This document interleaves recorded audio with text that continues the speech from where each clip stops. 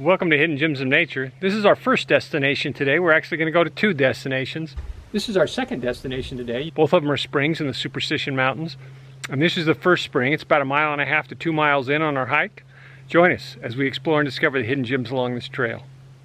This is our second destination today. You saw our first destination. Enjoy yourselves as you hike into this spring. It's got a lot of pockets of beauty and contrasting beauty all along the canyon as you come in. I think you'll really enjoy it. I know I have, along with the rock formations and the contrasting trees in the basin. It's been a beautiful hike. At Hidden Gems of Nature, I don't tell you what the destination is. Instead, I give you clues so you can explore and discover these hidden gems or your own hidden gems. So watch carefully as we identify clues to find these destinations. And remember, subscribe to Hidden Gems of Nature YouTube channel. Morning, welcome to Hidden Gems of Nature. We're heading on Highway 60 east out of the Phoenix metropolitan area. We're going to take a left right here just past Florence Junction. Head up this road for a bit. We're actually driving through a little resort community. We'll turn here at the stop sign and make a right. We'll go to the end of this street and make a left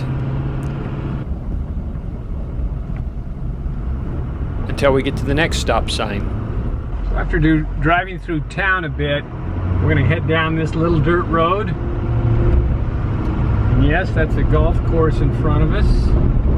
This prominent rock formation is a good landmark for you to know where we're at on the way to our trailhead. It took us about 35 to 40 minutes from the golf course to where we parked the truck. You're going to need a high clearance vehicle for this road. It's been washed out since the fire, and you're probably going to need four-wheel drive in 3 or 4 spots. You're going to want to be familiar with that prominent butte. We'll be driving just below that.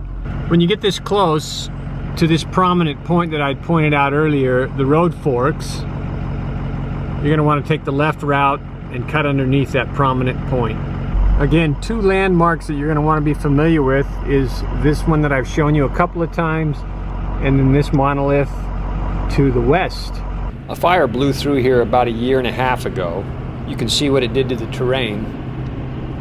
But here, I've got a little video I'll let you watch from a little over 2 years ago. I was in here with a friend of mine, and it had been a wet fall. In fact, it had been 2 wet falls in a row. And you can see all the beautiful waterfalls coming down these hills, and what a dramatic difference it is from a couple years ago. We're at the parking lot this morning. I'm going to pan just a little bit so you can see where we're parked. There's not really a parking lot here. We're just parked in a slot on the road.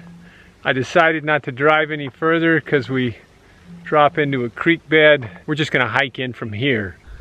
So we'll start our hike. It's got a little bit of water down here in the creek, which is kind of nice. So we'll kind of maneuver our way across the creek and off down the trail to start our hike. I've never hiked this trail. In fact, this trail is not on any of your commonly used maps like All Trails or the U.S. Forest Service maps. It actually goes in and out of private land and public land. So you will be doing some route finding until you connect with the Forest Service trails.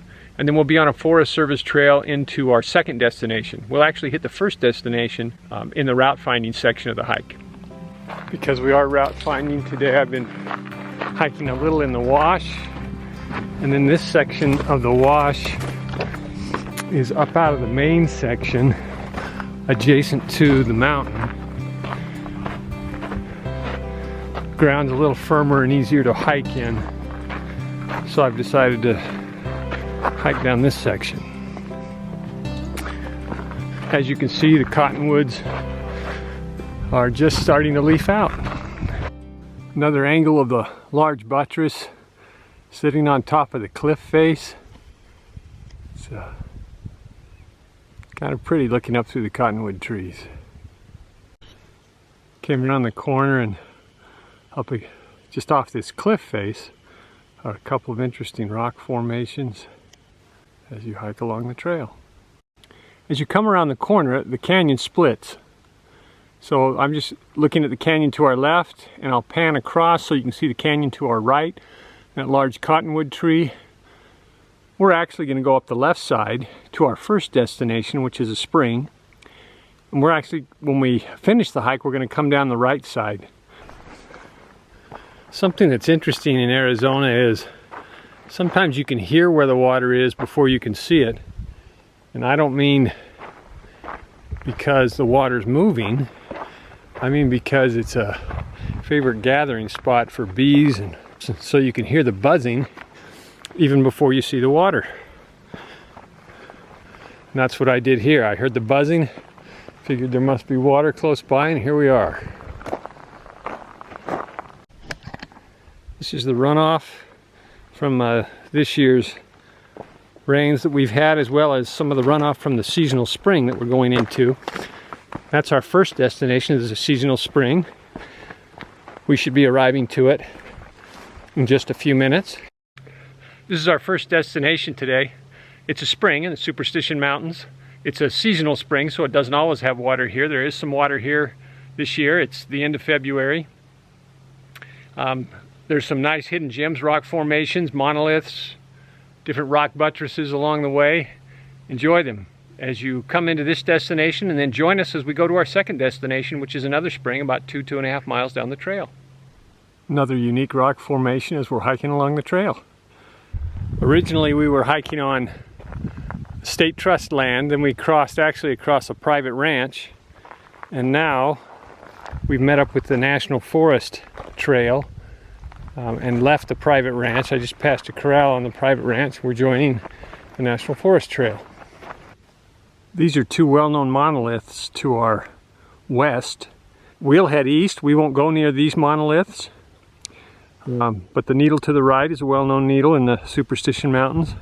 There's actually a peephole rock up there on the right. This is such an interesting contrast to me. We're looking at two ocotillo bushes. The one was devastated during the Woodbury fire about 1.5 years, 2 years ago, and the one directly behind it went unaffected. You can see how lush and green that ocotillo behind it is. As we came across the ridge line, this is the view that we're greeted with. I'm just going to pan around with the camera so you can see it. It's quite beautiful. We're going to drop down in to a bowl below all these ridge lines, and actually that ridge line right there is our second destination, is at the base of that. It's a second spring. I'm excited to get in there. This is a mammoth buttress across from where we are. It's huge. I'll bet that that waterfall that sits there right in the middle is beautiful when something's flowing out of it. So just below that monolith is another canyon. You can see the cottonwoods down in the bottom of it. That is the canyon that we'll go out on. So that'll be we kind of shortcut the trail and go out a different canyon. That's the canyon we'll be on. We're not quite to the point where we cross that canyon, but eventually we'll be in the canyon and hiking it. Came up over the ridge, and as we were dropping down in, looks like we're coming up on these cottonwoods down in the bottom.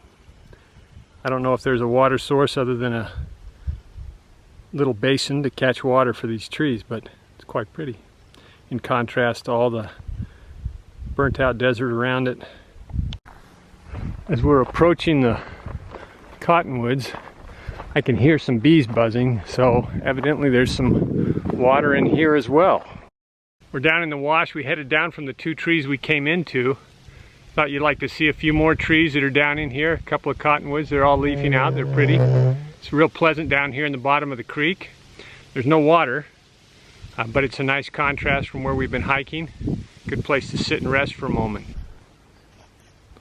Looks like there's some water down here. So windmill down here. Rancher's got some water feeding into his troughs, and the overflow's going down the canyon, making for a little bit of green down here. And of course we can hear the bees down in the water. It's not as thick, with the sound not as loud as it was at the two upper trees. As we drop down into this canyon, the vegetation changes significantly with the water source. It doesn't look like the fire affected any of this section either. So we're at the fork in the canyon, and this is where we actually turn left and we will head upstream to our second destination. I'm going to kind of pan around so you can get a feel. You can see that rock monolith across the creek from me. You'll want to know these landmarks because when you come back, you're going to want to know what direction to go in. Also behind me is an old broken windmill. It's a good thing to be aware of. And we'll just keep panning around. And you can see, again, what the terrain looks like so that when you come back, you know where you want to take a left and head out on the shortcut, or just go back the way you came in. So we're heading left up the canyon. And looks like we'll have a lot of cottonwood shade on the hike up. I might get up out of the wash though, because this soft sand does make it difficult to hike. But you can see the tall cliffs around us on both sides of the canyon. It's really pretty down here. You gotta come enjoy this hike, man. It's a beauty. This trail is not a heavily used trail. As you can see from this part of the terrain, it's mostly got cattle sign and horse sign on it. I've only seen the evidence of one set of boots, but it rained a few weeks ago, so I could have washed any other sign of boot out. Still not a heavily traveled trail. So if you like secluded hikes, this is a great hike. I have seen literally no one else back here, and very little sign of humans in this direction. There's two other trails that come into this destination besides this one. Those are more heavily traveled trails than this one. We're back hiking under the shade of this cliff to our right. We'll pan up there and you can see this cliff.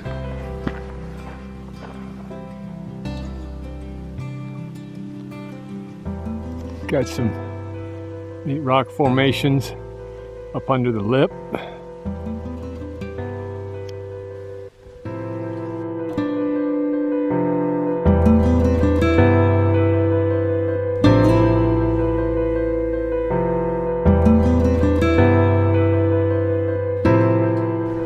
So we're hiking down the wash, just about 200 yards from where we took our rest.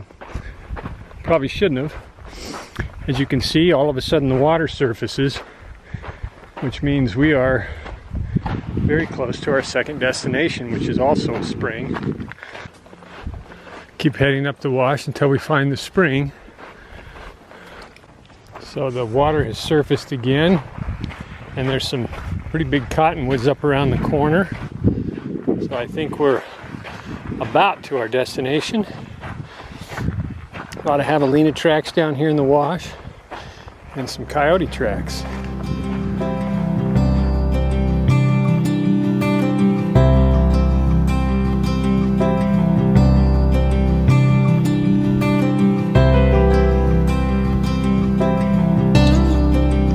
So if you make it to this red rock that we're standing on here, and you can kind of see the red rock up the canyon behind me.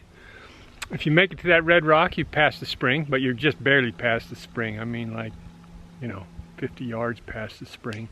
This is our destination today. It's a beautiful spring up here in the Superstition Mountains. It's actually our second destination today. The first destination we saw was also a spring. This canyon is a beautiful canyon, lots of rock formations, lots of pockets, small pockets of cottonwoods and contrasting beauty to the surrounding mountains. Really a beautiful little hike. If you like secluded hikes, it's also a very secluded hike. I have seen absolutely no one in here, and I've only seen tracks from one person, mostly horse and cattle tracks. But it's a beautiful hike, great contrast. The trees in the canyon, the cottonwoods, are already leafed out even though it's the end of February. This is one of the few perennial springs in the Superstition Mountains, although I haven't been able to get a forest ranger to admit to that. Everybody I've talked to says it is a perennial spring and there's plenty of water here. Enjoy yourself as you hike into this spring in the Superstition Mountains. I'll pan around down here by the spring. This is actually opposite the spring, so you can see the unique cliff formation and cave across the way. And then I'll come down into the wash. You can see how, how many leaves there are down here. There's willows and cottonwoods down here. It's a pretty little spring, a pretty little pocket of growth. Quite a contrast to what you have on the hike up, but there are lots of pockets on the hike up. I really found it an enjoyable hike because of all the many pockets of cottonwoods. In fact, I think we'll walk down here a little bit because I believe there's a pool just past the spring. Pool of water that's a good source. Oh boy. Okay. Not as big a pool as it was the first time I came in here. I'll pan around so you can see the area immediately adjacent to the spring, the trees and the foliage. It's really a quiet, calm area down here. Quite a beautiful location.